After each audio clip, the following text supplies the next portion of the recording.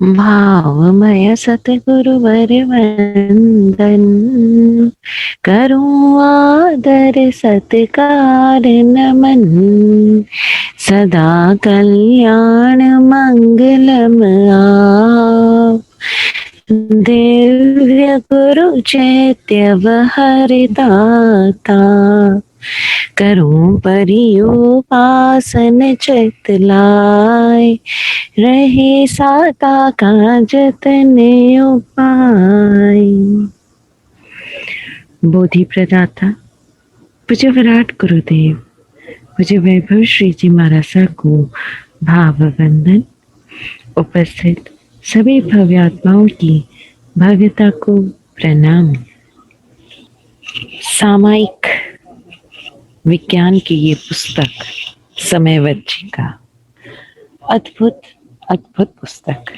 इस पुस्तक के माध्यम से आप और हम सब सामायिक के विज्ञान को जान रहे हैं कि जिसे प्रभु ने आवश्यक सूत्र का नाम दिया, जिसकी आज देखा जाए तो जैन समुदाय की पहचान यही है कि हम सामायिक करते हैं, संभाव में रहते हैं, लेकिन संभाव का वो रियल अर्थ हम आज जान रहे हैं। हमने बहुत बार प्रश्न सुना होगा कि सामायिक क्यों करते हैं, और उत्तर में हमने बहुत सारी चीजें जानी होगी। उन सारे उत्तरों की वैज्ञानिक तरीके से पूरी तरह से विवेचन, व्याख्या हम इस पुस्तक में जान रहे हैं। जैसे हमने सुना था कि आज तक कि हम सामायिक इसलिए करते हैं कि हम 6 काय के जीवों की यातना करते हैं। तो 6 काय के जीवों की यातना एक्चुअली में कैसे की जाए, किस तरह वो यातना हमारे पूरे जीवनचर्या में सम्मिलित रहे, उसका विज्ञान हमने कल जाना। आज हम एक और जो परिभाषा हम सुनते आए हैं कि समभावों की प्राप्ति के लिए सामायिक की जाती है, तो हमने हालांकि उसके बारे में पहले भी बहुत कुछ इस पुस्तक के शुरुआती चैप्टर्स में जाना है, लेकिन आज हम जो सूत्र पाठ कर रहे हैं उसमें एक सूत्र का हम विवेचन पढ़ते हैं, वो है सम्यक्त्व सूत्र। अक्सर कहा जाता है कि सम्यक्त्व सूत्र पढ़ो तो समकित आ जाएगा, है ना, और हम वो रोज रटते भी हैं, अरहंतो महदेवो जाव जीवाय सुसावणो गुरुणो जन पंतम तत्तम ये समतम मैं गई हूँ, और ये रटते रटते रटते रटते क्यों, क्योंकि हम तो समकित आ जाएगा, है ना। अच्छा, जरा सा कुछ हुआ नहीं, ऐसा मत करो, उस साधु को वंदन मत करो, समकित चला जाएगा। और हम जब छोटे थे और हमको ये कहा जाता था तो हम मजाक में कहते भी थे महाराज साहब से, महाराज साहब एक काम करो ना, ये जो सूत्र है वो, सॉरी पर उस समय समझ नहीं थी तो इसी तरह से बात कर लेते थे कि महाराज है ना, ये सारे जो ये जो सूत्र है ना, ये तो हम सबके सिलेबस में ही डाल देना चाहिए, सुबह की असेंबली प्रेयर में होना चाहिए, रोज पढ़ेंगे, सबको समकित आ जाएगा, केवल जैनों को ही क्यों, सभी को समकित आ जाएगा। अगर पाठ पढ़ने मात्र से सम्यक्त्व की प्राप्ति होती हो तो फिर ये पाठ तो आप सबके सिलेबस में डलवा दो, है ना, कितना मजा आएगा, जैन अजैन सबको समकित हो जाएगा। लेकिन ये सिर्फ मजाक की बातें थी, लेकिन इस मजाक को सीरियस बनाकर गुट्टी पिलाते हुए बरसों हो गए सबको, और गुट्टी पीते हुए भी बरसों हो गए, लेकिन हम जान नहीं पाए सम्यक्त्व क्या है। आज बच्चों को जब हम सामायिक करने का कहते हैं तो वो कहते हैं मेरे दादा ना सुबह से 10 सामायिक करते हैं, लेकिन आप जिसको सम्यक्त्व कहते हो या उनके गुस्से में कहीं कोई कमी आई नहीं, उनके पोजेशंस में कोई कमी आई नहीं, वो आज भी वैसे ही है, तो चेंज तो कुछ आया नहीं, तो सामायिक करके भी क्या ही चेंज आ जाना है। बच्चे ये प्रश्न करते हैं और हमारे पास कोई जवाब नहीं हो, तो हम जाने कि ये सम्यक्त्व सूत्र जो है वो क्यों ऐसा कहा गया, क्या है सही उसका अर्थ, क्या हम अर्थों को समझने में भूल कर रहे हैं। एक्चुअली देखा जाए तो हम अर्थ के नाम पे सिर्फ और सिर्फ ट्रांसलेशंस जान रहे हैं, उसका जो वाकई अर्थ है, जो मीनिंग है, जो उसका एसेंस है, हार्द है, वो तो हम जानते ही नहीं है। सम्यक्त्व सूत्र गुरुदेव ने हिंदी में उसको इस तरह से लिखा है, अरहंत देव निर्ग्रंथ गुरु, जिन भाषित ही धर्म, बंधन मुक्ति इष्ट शुभ, जीव जगत का मर्म। देव शब्द का अर्थ होता है प्रकाश। हम अपने अस्तित्व को देखना चाहते हैं, इसके लिए किसी न किसी प्रकाश की जरूरत है। प्रकाश का अर्थ है वो माध्यम जिससे देखा जा सके। Light is just a medium, you ना।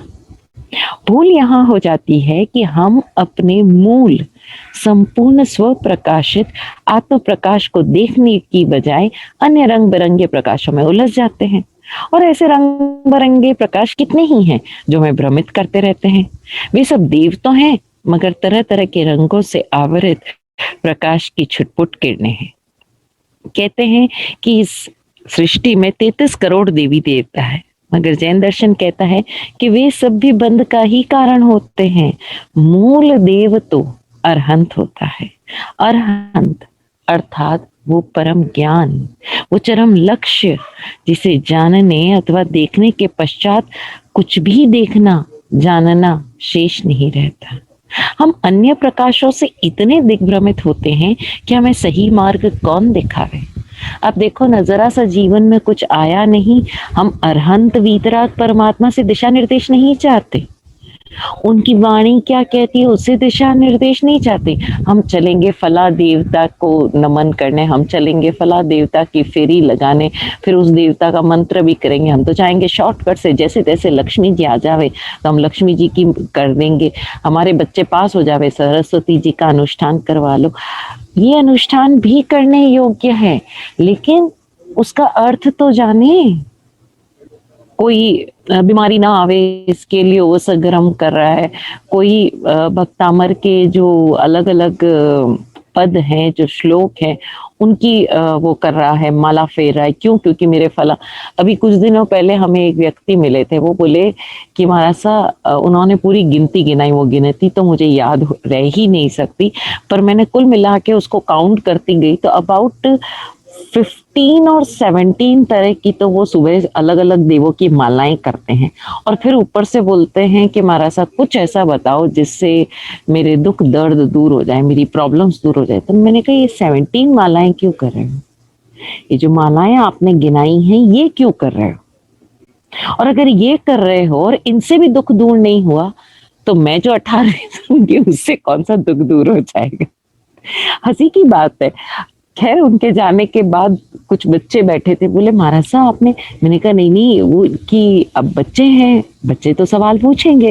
वो बच्चे बोले महाराज साहब ये इतनी मालाएं करते हैं और आप हमें भी कह रहे हो रोजाना ये मंत्र, मतलब धन्यवाद मंत्र करो या नमो अरहंताणम करो, फिर वो इतनी मालाएं कर रहे हैं, उनकी तो प्रॉब्लम सॉल्व हुई नहीं तो हमारी की होगी। तो मैंने उस बच्चों से मजाक में यही कहा, मैंने कहा बेटा 17 तरह के देवी देवता को बुलाते, सब देवी देवता कंफ्यूज हो जाते हैं, वो सोचते हैं वो इलाज करेगा, वो सोचते हैं वो इलाज करेगा और इस चक्कर में उसका इलाज होता है। बच्चों को क्या समझाएं? क्योंकि हम खुद उलझे हुए हैं तो हम उन्हें सुलझन तो दे ही नहीं सकते। तो हम समझें मूल देव तो अरहंत ही है।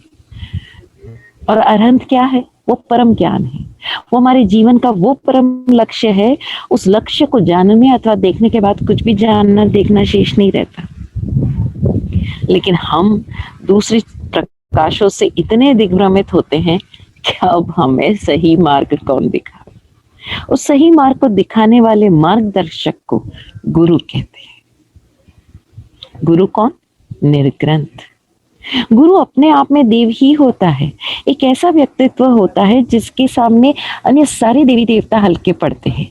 इसीलिए कहते भी हैं कि परम शुद्ध आत्मा अर्थात अरहंत के सिवाय कोई देव नहीं और निर्ग्रंथ के सिवाय कोई गुरु नहीं। अब निर्ग्रंथ का अर्थ ये नहीं है कि जिन्होंने दीक्षा ले ली है, जैन दीक्षा ले ली, जिन्होंने सफेद कपड़े पहन लिए, हर सफेद कपड़े पहनने वाला साधु निर्ग्रंथ हो यह आवश्यक नहीं।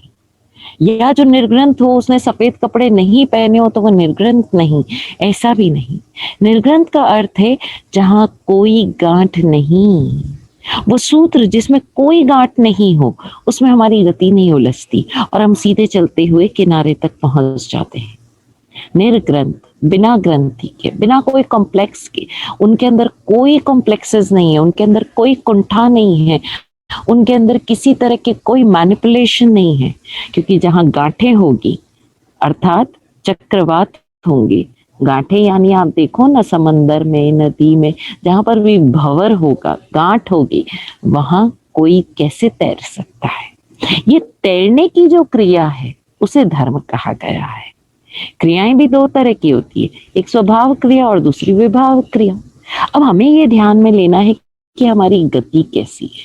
हम जो प्रतिपल गति कर रहे हैं, हम लोग स्टैग्नेंट तो है नहीं, तो हम बिना शंका कांक्षा के, बिना कोई डाउट्स के, बिना कोई डिजायर्स के, इधर उधर तांचा किए बिना, किसकी जिंदगी में क्या हो रहा है हमें क्या लेना देना, आकर्षण या विकर्षण, बिना किसी तरह के अट्रैक्शन या रिपल्शन से परे होकर यदि अपने रास्ते सीधे चल रहे हैं और किसी लुभावने मार्ग की ओर पलायन नहीं करते, वहां की भ्रमित स्थितियों में नहीं उलझते, आकर्षित नहीं होते, तो हम स्वभाव गति में हैं, और अन्यथा हम विभाव गति में हैं। संसार की ये सारी स्थितियां आत्मगति को छोड़कर विभाव गति ही कहलाती है।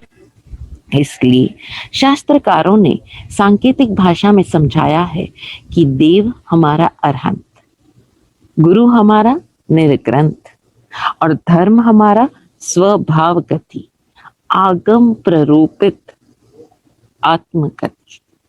अब समझ में आया कि अगर हम इस तरह से चलेंगे तो निश्चित रूप से हम संकित को ही उपलब्ध होंगे। मिथ्या तो हमारे जीवन से अपने आप, आपको उसको हटाने की जरूरत नहीं है, कुछ विशेष क्रियाएं नहीं करनी होगी मिथ्यात्व हटाने से। जैसे जैसे सही समझ हमारे भीतर डेवलप होती जाएगी, मिथ्या समझ यानी जो सही समझ नहीं है, वो सब हमारे भीतर से हटती चली जाएगी। अभी सीधी सी बात है ना कि आपको कोई काम करने का सही तरीका आ गया, तो क्या गलत तरीका भी आपके भीतर रहेगा? नहीं ना, नहीं ना। अभी आपको 15 की टेबल, 15 का पहाड़ा अगर सही आता है, तो क्या आपको गलत पहाड़ा भी याद रहेगा, गलत टेबल भी याद रहेगी? No, it's not possible. तो जब भी सही समझ आएगी, गलत समझ हमेशा अपने आप आपको टाटा बाय बाय कह जाएगी। तो आपका फोकस किस पर होना चाहिए कि हम सही समझ प्राप्त करें, और वो सही समझ ही सम्यक्त्व है, क्योंकि सही समझ में कोई डाउट ही नहीं होगा। कितना सिंपल है ना। धर्म बहुत सिंपल है, स्वभाव बहुत सिंपल है, विभाव दिक्कत है। आप देखो ना, आप जैसे हो ऐसा रहने में कोई दिक्कत है नहीं, लेकिन अगर आपको मेकअप करना है, कितनी मेहनत करनी पड़ेगी, कितना सामान चाहिएगा, कितनी एनर्जी चाहिएगी, और उस मेकअप के बाद आप सुंदर लगोगे ही, इसकी कोई गारंटी भी नहीं है, राइट? अच्छा, आप जैसे हो, जो कपड़े पहन रहे हो वो ठीक है, लेकिन अगर आपको वाकई कुछ और दिखना है, किसी और के जैसा, तो उन कपड़ों के लिए कितनी माथापच्ची करनी पड़ेगी। तो स्वभाव में रहने में तो कोई दिक्कत ही नहीं है, दिक्कत है विभाव में रहने में। आपकी ओरिजिनल आवाज में आपको बोलना, गाना कितना आसान है, लेकिन किसी और की तरफ बनावटी आवाज में गाना, बाप रे, कितना मुश्किल हो जाएगा, है ना? Imitation is always problematic. Means this is my experience and my observation. मेरे ख्याल से आप सबका भी ये रहा होगा। Just try and think about it कि हम कर क्या रहे हैं, हम अपनी जिंदगी कैसे गुजार रहे हैं। तो ये सम्यक सूत्र हर पल हमारे मानस पटल पर ये चीज रहे कि मेरे देव कौन है? अरहंत। पर हम क्या? मेरे गुरु कौन है? निर्ग्रंथ। वो वेशधारी हो या आवश्यक नहीं है, कोई भी निर्ग्रंथ होगा जिसके भीतर कोई गांठें नहीं, कोई कॉम्प्लेक्सेस नहीं, कोई इफ्स बट्स, कोई शर्तें नहीं, वो निर्ग्रंथ हमारा गुरु है। किसी व्यक्ति की बात नहीं की गई, ये नहीं कहा गया कि आचार्य उपाध्याय हमारे गुरु हैं या परंपर गुरु हैं। ये सम्यक्त्व सूत्र शास्त्रों में उल्लिखित है, अरहंतो महदेवो, ये शास्त्रों में उल्लिखित है। गुरु किसको कहा? निर्ग्रंथ को। धर्म किसको कहा? जिन भाषित, जिन्होंने सब कुछ जान लिया और फिर जो उन्होंने हमको बताया, यानी स्वभाव गति में रमण करना, उनकी परिभाषा में जो धर्म है वो हमारा धर्म है। तो हम जाने, और ऐसा मुक्ति जो शर्तों से परी है, मतलब भरी हुई हो कि हम ऐसा करेंगे तो मोक्ष उपलब्ध होगा। अगर मोक्ष भी बंधा हुआ है तो फिर ऐसे मोक्ष को प्राप्त करके भी क्या ही कर लेंगे हम, है ना। तो इन चीजों पर ध्यान दें। हम प्रतिपल हम देखें कि हम स्वभाव गति में रमण कर रहे हैं या नहीं। अब आलोचना सूत्र, ये सूत्र मैं शुरू करूं उससे पहले आप सभी को ये कहना चाहूंगी कि आप ये सूत्र सुनने के साथ ही, ये पाठ का विवेचन सुनने के साथ ही प्रयास करें कि एक बार और, आप सबने सुना जरूर होगा लेकिन फिर भी मैं कह रही हूं एक बार और पर्युषण, इस सन 2020 के पर्युषण पर्व के जो पूज्य गुरुवर्या श्री जी के प्रवचन हैं वो पूरे इच्छा कारणम और तत्सउत्री पर है। तो आप सभी से रिक्वेस्ट करूंगी, क्योंकि यहाँ पर इसमें बहुत ही शॉर्ट में दिया हुआ है, आप वो इच्छा कारणम सूत्र पूरा 1 बाय 1 सारे प्रवचन एक बार फिर से सुन लें। तब आपको समझ में आएगा कि इस सामायिक में हमें जो कहा गया कि अगर हमने कहीं हलन चलन किया हो, आज तक वो प्रवचन ना सुने तब तक हमें भी यही लगता था कि इच्छा कारणम के पाठ की जरूरत ही क्या है। हम कौन सा अपने आसन से उठे थे, हम कौन सा अपने आसन से हिले डुले थे, हम तो एक ही जगह थे, फिर इच्छा कारणम की क्या जरूरत है। लेकिन तब जाना कि ये मात्र हलन चलन की बात नहीं है, इसका बहुत गहरा गूढ़ रहस्य है।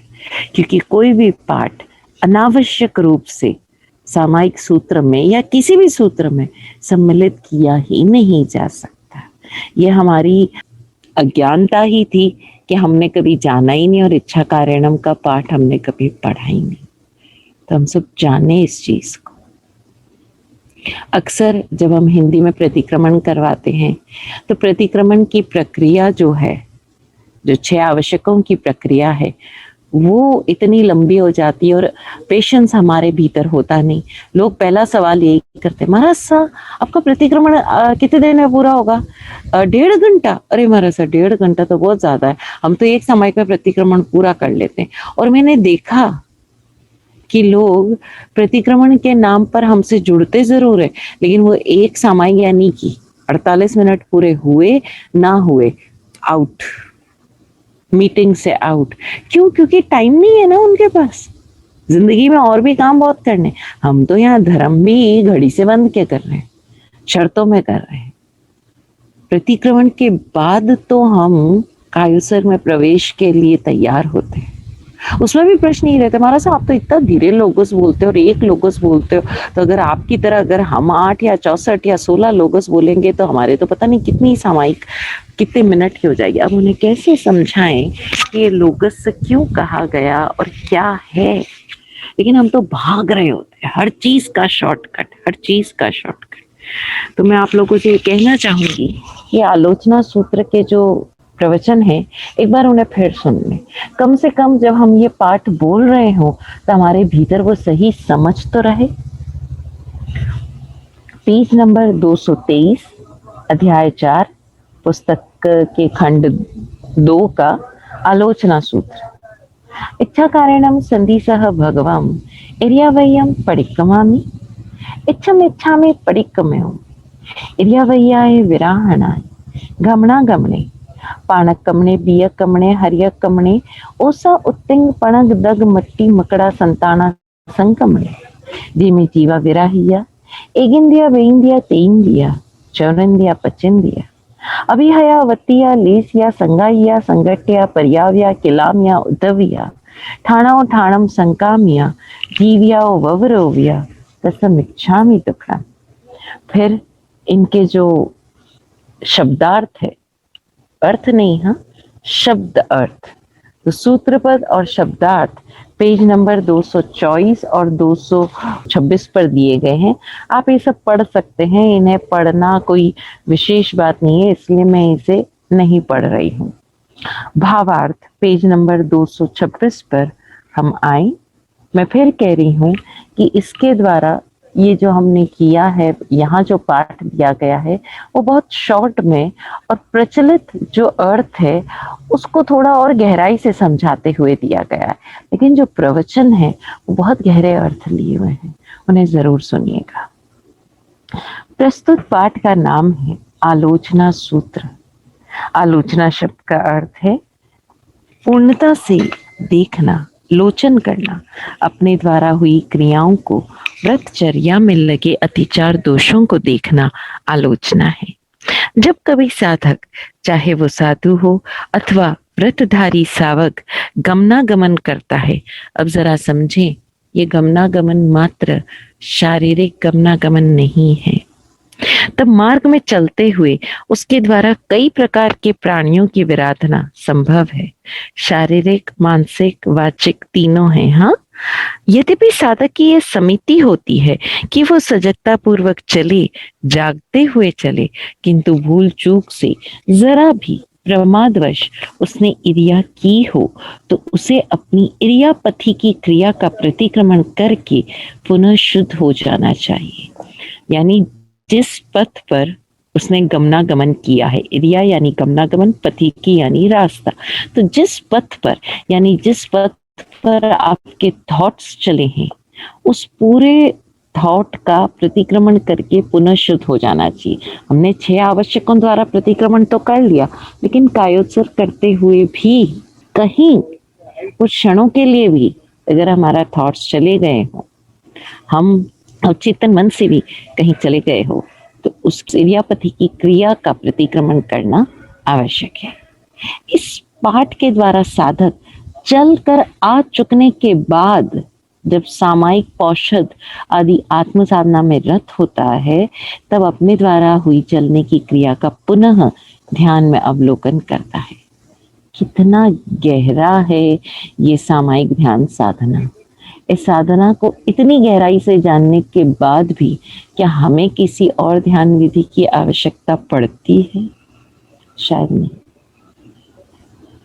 और स्वयं को पुनः चलते हुए देखता है तथा उस चलने की क्रिया के दौरान किसी भी प्राणी को कष्ट पहुंचा हो तो तत्संबंधित दुष्कृत्य के लिए क्षमा भाव लाते हुए उस कर्म बंध को निष्फल कर देता है।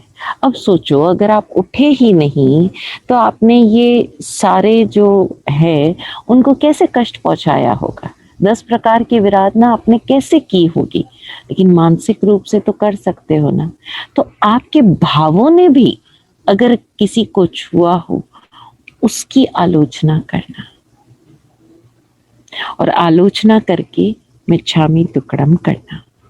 कुछ कर्म ऐसे होते हैं जो उड़ती हुई धूल के दीवार पर आ लगने के समान प्रमादवश व्यक्ति द्वारा बांध लिए जाते हैं।